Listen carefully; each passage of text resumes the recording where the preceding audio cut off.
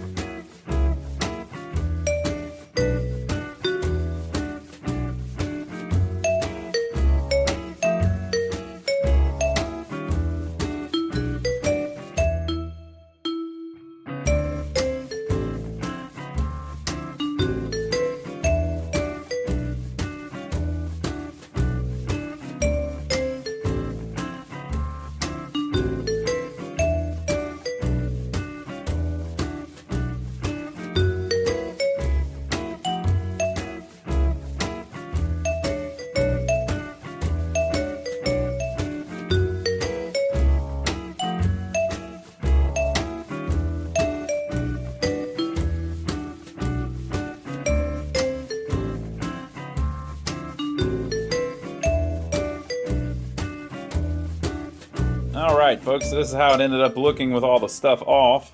Pretty rough. We haven't cleaned it, obviously. Next step, we need to clean it. I hate losing the parts that actually have text on them. That's the hardest part, to get the lettering back. But you know, parts of it like that are already worn away anyway. So we'll make it happen. There was one that looked like it was going to be a real pain to put back. Where was that? This a little bit because it's one color and then outlined, but that'll be alright. Alright, yep, so that's what we're starting with. So I'm going to get the vacuum, and I've got a little brush attachment on the vacuum where I can kind of rub it a little bit and get some of this flaking paint to go off. Now some of it like this, if that holds on, we're going to leave it. Yeah, so that'll probably clean. So that's next step. Just going to vacuum it. Oh, we're going to lose a lot of this when we do that. But it's, you know, yeah, the thing's destroyed, but a lot of it isn't. A lot of it's just fine. Like, it's nice and solid. The paint's just not. And if you don't know, if you haven't watched us do this before, what happens is this paint and even the wood under the paint cracks, and then the ball gets like a little tiny bit of a little rust spot or something, and then as it rolls across the paint on the playfield, it eats it alive. It's like sandpaper. So if you look close at the paint, you can see all the little round marks? They call those ball swirls. That's just where some little defect on the ball has just rolled around and caused all that on the playfield. So if you look at a place where the ball never really goes, like we'll say right here,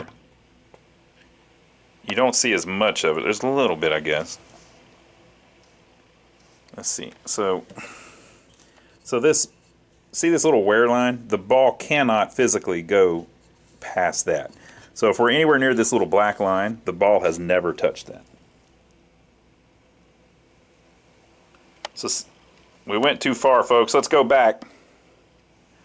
So see how you don't see the swirl marks? You just see the cracks. The cracks are the plywood underneath the paint. It's wood, you know. So it's not really even a paint defect. It's a wood defect. And if you go, if you go up just a little bit to where the ball actually does hit it, you see all the swirls.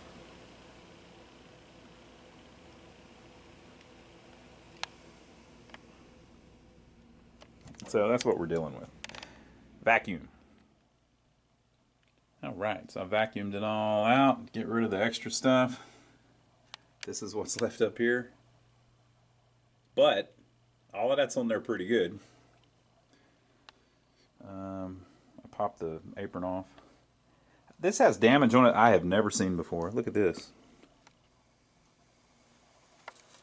I don't know if that's a defect in the playfield or if that's where somebody did something from underneath. That's pretty wild. It doesn't really affect the gameplay though. So yes, we're starting with a pretty ratty one. Okay, so the next step is we got to clean this thing up as best we can because we're going to paint over it and we're going to clear over the paint. One of the reasons we never show anybody how to clear is because there's a professional way to clear, or a couple professional ways to clear, and then there's kind of the hobbyist way to clear. So we're doing kind of the hobbyist way to clear because we're doing it here in our storefront. I mean, we're inside a building, obviously. And I can't go outside and do it because it's just the sidewalk, you know. Sometimes we go out back and we'll spray paint like some pinball eggs or something.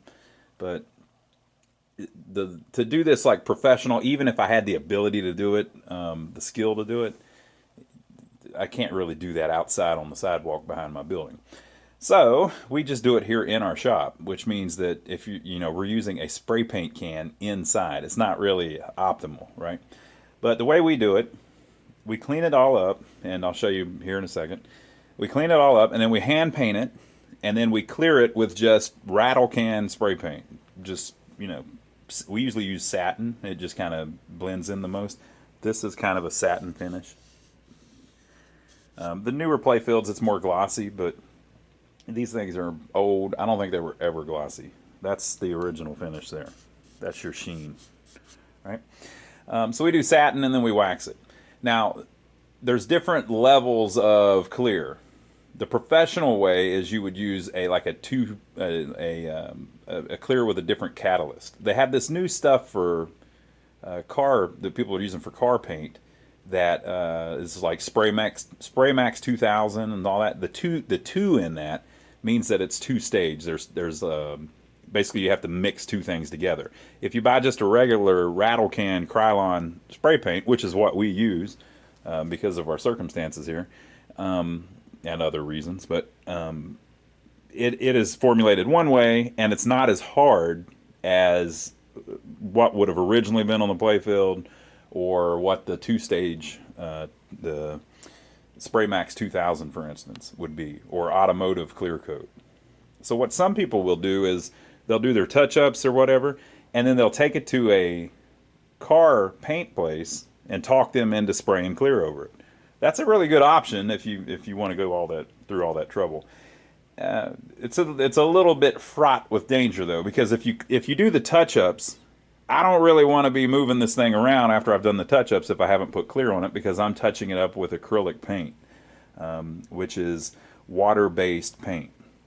So the way we do it, the easiest way to do it, the cheapest way to do it, is you paint it back by hand with acrylic paint, and then you just spray over it with rattle cans. Now the reason we don't show that is because I don't want to encourage people to do that. There's nothing wrong with me doing it the way I'm doing it, but if you have, let's say you've got a pinball machine, everything's cool, and there's a little bit of wear somewhere. Let's see if this baby Pac-Man has any wear on it. Yeah, so like right there in front of the bumper. So let's say you touch that up a little bit, and then you spray clear on it. You're going to screw up that whole area of the playfield. You can't do it like that. The problem that you have is if the playfield is not completely clean, when you spray that clear on it, it's going to fisheye, it's going to bubble up, you're going to have a texture on it, it's going to have orange peel.